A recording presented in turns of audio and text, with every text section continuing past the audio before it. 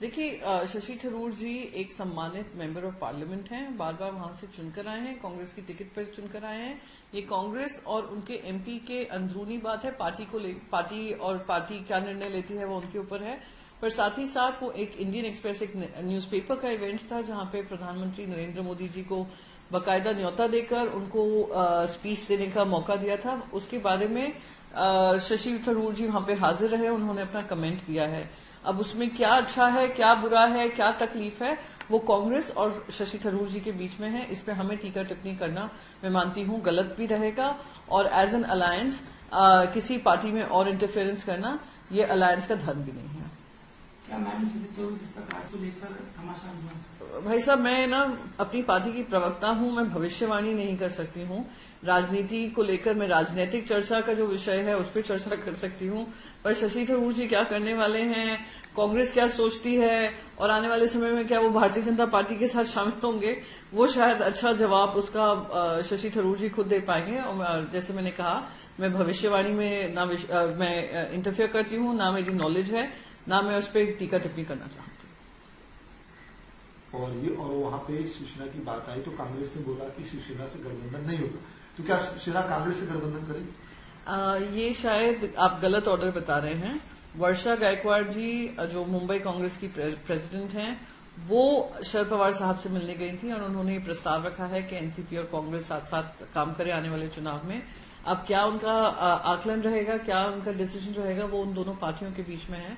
महाविकास अघाड़ी होने के नाते हम तीनों उस अलायंस का हिस्सा हैं, तो जो भी निर्णय होगा वो हम सब सक्षम हैं वो निर्णय लेने को। पर मैं फिर से एक बात बता दूं, जहां तक शिवसेना की बात है, शिवसेना के साथ इस तरीके की बात बीजेपी ने भी की थी जब हम उनके साथ गठबंधन में थे, और हम अकेले लड़कर भी हमने अपने आप को सक्षम कर हमने बीएमसी का चुनाव जीता था और मेयर हमारा हुआ था। ऐसे ही अगर कांग्रेस ये निर्णय लेती है और हमारी सीनियर लीडरशिप इस पे जो भी राय रखती है, हम लोग बहुत स्पष्ट हैं कि हम लोग सब तत्पर हैं भारतीय जनता पार्टी और जो शिंदे सेना है उनको सबक सिखाने के लिए और बीएमसी में फिर से शिवसेना का परचम लहराने के लिए। और मेयर अगर बनेगा तो शिवसेना उद्धव बाला साहेब ठाकरे जी के ही पार्टी के बनेंगे, ये हमें पूरा विश्वास ही नहीं यकीन है।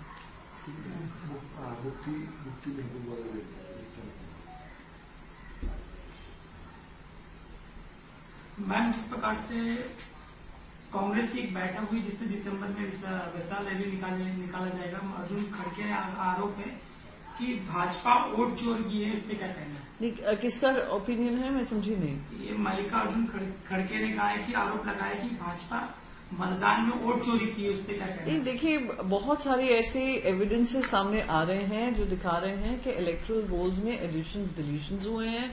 एसआईआर की आड़ में बहुत सारे वोटर्स को बिहार में से हटाया गया है, और अगर आप देखेंगे एसआईआर वहां पे हुआ है, असम में जो सबसे ज्यादा बोलते रहते हैं, असम में सिर्फ रिवीजन हो रहा है इलेक्टोरल रोल्स का, इंटेंसिव रिवीजन नहीं हो रहा है। तो ये भेदभाव भी है, और आने वाले समय में एसआईआर को लेकर जो क्लैरिटी इलेक्शन कमीशन को देनी चाहिए, जो वोटर्स एडिशन डिलीशन हुए हैं उसके बारे में एलओपी ने राहुल गांधी जी ने 2 प्रेस कॉन्फ्रेंसेस रखी हैं, हरियाणा को लेकर भी और कर्नाटका को भी लेकर। आदित्य ठाकरे जी ने अपनी खुद की कॉन्स्टिट्यूंसी के बारे में बताया किस तरीके से डुप्लीकेशन ऑफ वोटर्स हैं, किस तरीके से सेम वोटिंग पैटर्न है जो पटना के रिकॉर्ड्स में भी दिख रहा है, हमारे रिकॉर्ड्स में भी दिख रहा है। फिर उन्होंने ये भी बताया कैसे 100 साल के उम्र के 100 साल से ऊपर वाले लोग भी वोटर लिस्ट में शामिल हैं, एक ही एड्रेस पे 40 से 50 लोग रजिस्टर्ड हैं। तो ये किस तरीके से डुप्लीकेशन हो रहा है, किस तरीके से डिलीशन हो रहा है, ये इलेक्शन कमीशन की जिम्मेदारी है। अगर इलेक्शन कमीशन खुल के आकर जिम्मेदारी अपनी नहीं समझकर जवाब नहीं देती है, तो ये बिल्कुल क्लियरली दिखाई दे रहा है कि इसके मैनिपुलेशन से ही, इलेक्टोरल रोल के मैनिपुलेशन से ही इलेक्शन आउटकम को बदलने का काम हो रहा है। तो वही खड़गे जी ने फिर से उठाया है। जो यूएस चाइना की economic and security commission report आई है, उसके बारे में कुछ सवाल जो सामने आए हैं, उसमें क्लियरली दिखा रहा है कि चाइना ने एक मैसिव स्केल पे डिसइंफॉर्मेशन कैंपेन शुरू किया, ये दिखाने को जो उनकी वेपनरी थी जो पाकिस्तान इंडिया के खिलाफ इस्तेमाल कर रहा था, उसमें किस तरीके को उनको कामयाबी मिली और किस तरीके से राफेल को का नुकसान हुआ। और उन्होंने दूसरे देशों पे भी दबाव डाला कि कैसे राफेल नहीं खरीदना चाहिए। तो ये तो सरासर दिखाई दे रहा है कि चाइना जो है लगातार हमारे देश के खिलाफ सिर्फ वेपन्स ही नहीं बेचती है, इंटेलिजेंस भी रियल टाइम शेयर करती है और साथ ही साथ एक massive disinformation campaign industrial scale पर शुरुआत करती है, जहां पे दुनिया भर में एक भ्रम फैलाने का काम किया जाता है, जो दिखाता है कि कहीं ना कहीं क्योंकि उनकी वेपनरी यूज हो रही थी, पाकिस्तान को उसका फायदा हुआ। तो ये स्पष्ट होता जा रहा है दुनिया भर में कि चाइना का किस तरीके से सीधा सीधा हाथ पाकिस्तान से मिला हुआ है, not just through weapons but also through intelligence, active intelligence sharing. इसी से हम देश की जो सरकार है, देश की सरकार से कहना चाहूंगी कि हम लगातार चाइना को एक सॉफ्ट ट्रीटमेंट दिए जा रहे हैं, हमने फ्लाइट्स चालू किए हैं, सब चालू किए हैं। उसको लेकर जब हमारे नेशनल सिक्योरिटी रिस्क इतना बन रहा है और ये कमीशन रिपोर्ट लगातार यही दिखा रही है, तो हम इसको कैसे टैकल करेंगे। खास करके जो डिसइंफॉर्मेशन ऑपरेशन सिंदूर के जब इट वाज ऑनगोइंग उस समय पे शुरू किया गया, उसमें यह भी कुछ कहा गया है कि जेट्स का भी एग्जैजरेशन हुआ है, कितने जेट्स गिराए गए थे इंडिया की तरफ से। तो ये सवाल पूछना जरूरी है कि क्या देश की सरकार देश के सामने सही पिक्चर रखेगी। लगातार हमारी आर्म फोर्सेस उसका जवाब तो दे रहे थे, प्रधानमंत्री जी ने भी लोकसभा में इसका जवाब दिया है, पर ये जो यूएस चाइना की जो सामने रिपोर्ट आई है, कमीशन रिपोर्ट आई है, उसके बारे में क्या हम यूनाइटेड स्टेट्स को जो एक चीज उन्होंने लिखी है कि it was an insurgent attack, उनसे क्लैरिटी लेना है कि इंसर्जेंट अटैक नहीं था, this was a sponsored Pakistan terror attack on our land. And ये clarification ministry of external affairs United States of America को बाकायदा देगी। ये उनसे अपेक्षा ही नहीं, उम्मीद है, और स्ट्रांग वर्ड्स में इसको डिनाउंस करेगी।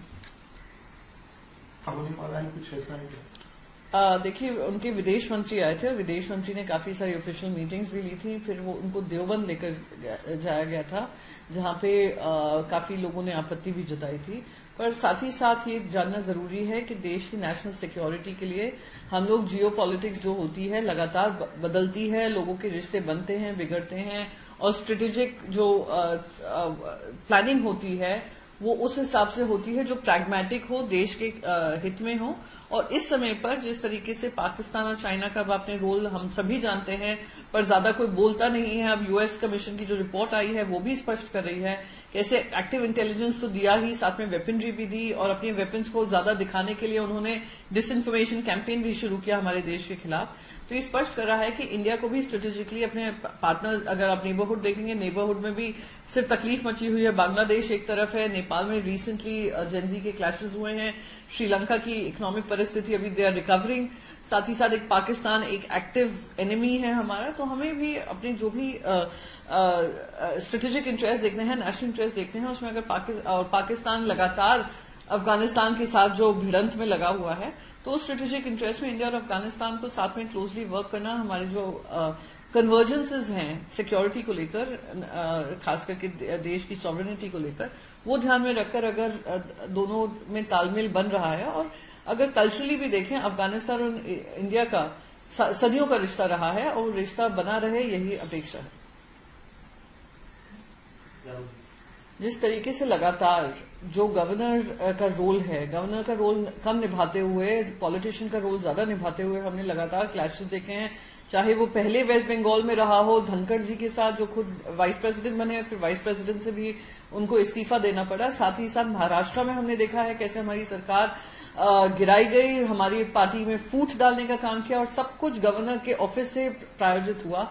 वैसे ही हम तमिलनाडु में देख रहे हैं, वैसे ही हम केरला में देख रहे हैं, और फिर से अब क्योंकि वेस्ट बंगाल में चुनाव सामने आ रहे हैं, तो उसमें उथल पुथल मचाने के लिए गवर्नर का हाउस का इस्तेमाल किया जा रहा है। राजभवन के माध्यम से लगातार जो फेस ऑफ हो रहा है, स्पष्ट होता जा रहा है जैसे जैसे चुनाव सामने आएगा, Bharatiya Janata party directly fight करने की बजाय राजभवन का इस्तेमाल करके करेगी। ये बहुत दुर्भाग्यपूर्ण है, और इसके बारे में मैं मानती हूं कि suo motu cognizance constitutional courts को लेना चाहिए कि ये जो फेस ऑफ लगातार हर गवर्नर, जहां पे सरकार भारतीय जनता पार्टी की नहीं है, विपक्ष की है, कि गवर्नर का इस्तेमाल कर कर अपनी मनमानी राजनीति करना, ये कहां तक सही है, दुर्भाग्यपूर्ण है।